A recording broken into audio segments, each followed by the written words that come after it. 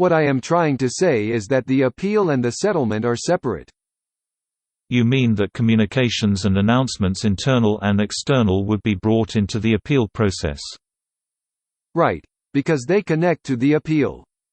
I hope you understand there are issues of reputation, and I have to deal with those in the appeal process rather than the commercial issues around settlement. And then, there is this legal claim for defamation. I believe that the implication would be to perceive in for defamation. Yes. I will investigate to what we have as written evidence and what we do not have. Okay. Great. I am thankful for you to do that.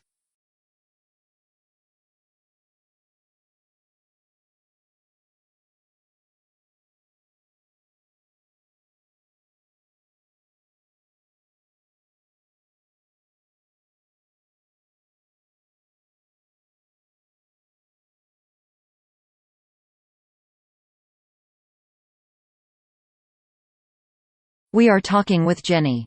So what is your current occupation? I am an assistant director basically. And so how long you have been in this particular position? I am in this particular position, it has been 4 years. Are you able to briefly describe your work or career history to date? My career has been, it initially started with a lot of clinical roles in very different areas of specialization within the nursing industry and plastics to whole different variety, and then I moved into rehabs. I was for 15 years and then basically moved into management role when I was 26 and had been working in the management role for the last 27 years, and about 20 years I have been working in management, and basically did a rehab degree in rehab counseling, which I think played a sort of varying delay in some respects from the traditional clinical role of nursing.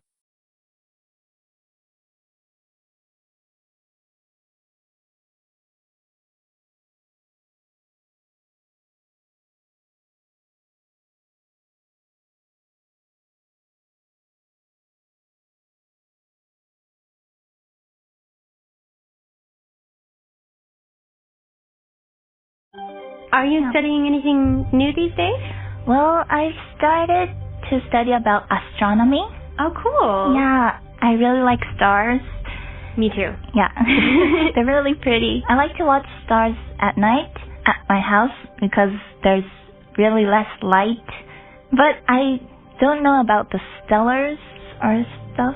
Oh, like constellations? Constellations. Yeah. So, is there anything that you've been studying these days? Recently started to study cooking. Cooking? Yes. Now,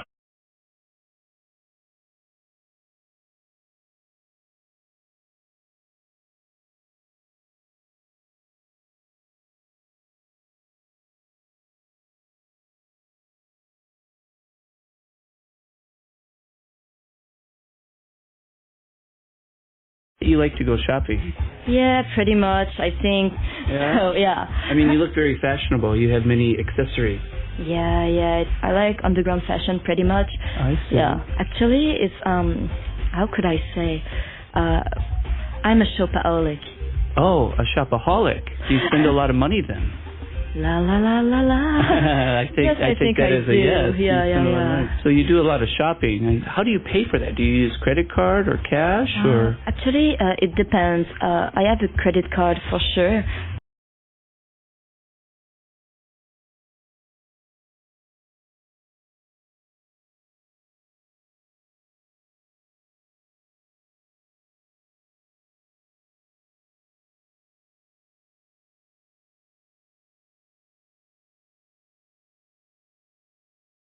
Candice Galen is based at the University of Missouri, in Columbia. And, being a biologist, she thought, why not use this astronomical phenomenon to study a biological one?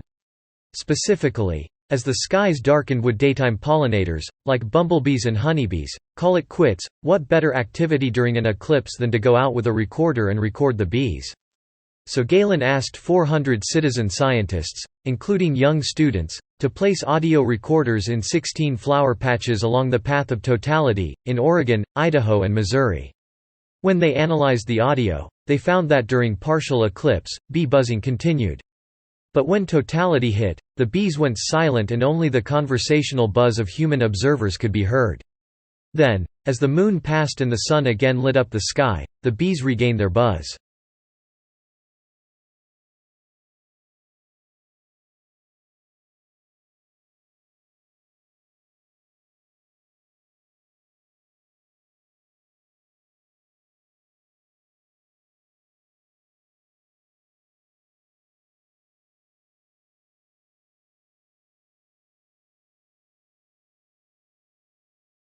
What I'm trying to understand, and what other colleagues of mine are trying to understand, is how we moved from that cold climate condition to the warm climate condition that we enjoy today.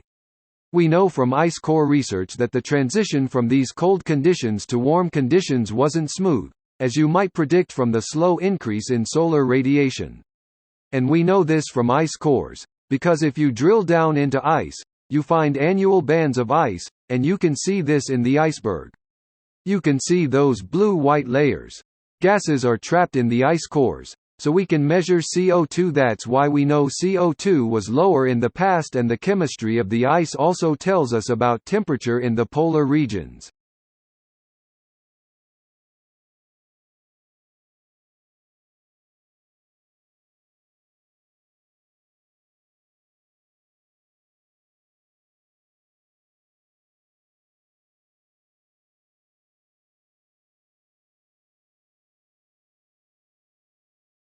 The way I look back in the past is by using the fossilized remains of deep-water corals.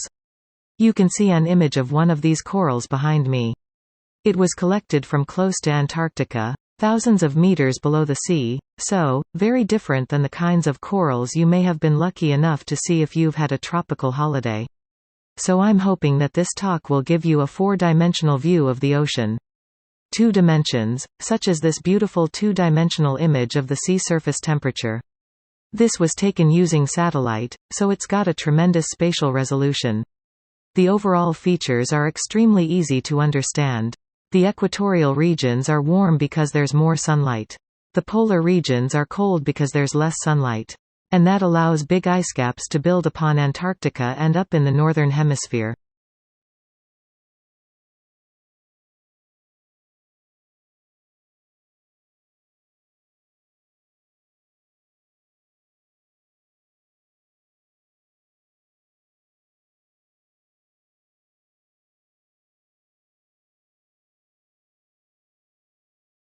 There are some 250 million cars in America, 250 million cars in the country with just over 300 million people, and most of those vehicles, of course, are gas-powered.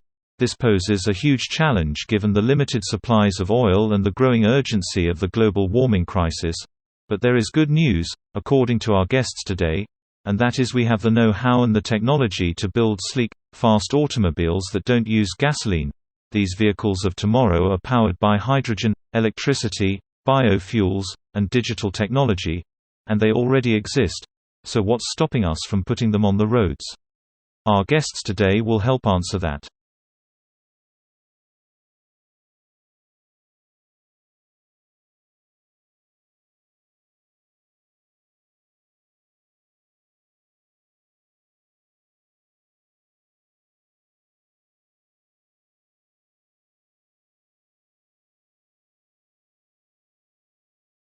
First it was pets, then fish. Now it's poultry and pigs. The list of animals allowed to feed on insects is growing.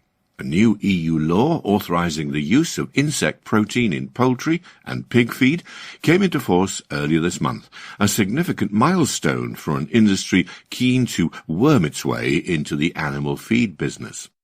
Since a ban on processed animal protein was imposed in 2001 in the wake of the mad cow crisis, soy and fish meal have become the bedrock of animal feed in Europe.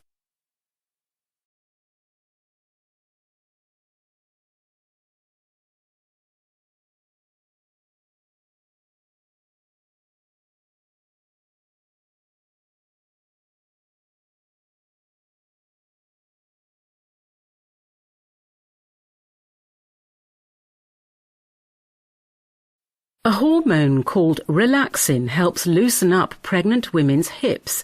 Without it, the pain of delivery would be unbearable. Its job done, however, relaxin lingers in female bodies for up to a year, when softer ligaments make new mothers more prone to injury, as Jessica Ennis-Hill, an Olympic champion heptathlete, discovered in training after giving birth in 2014.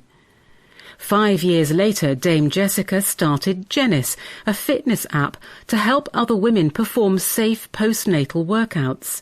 It now lets users optimize workouts for the different phases of their menstrual cycles and has just concluded a successful funding round.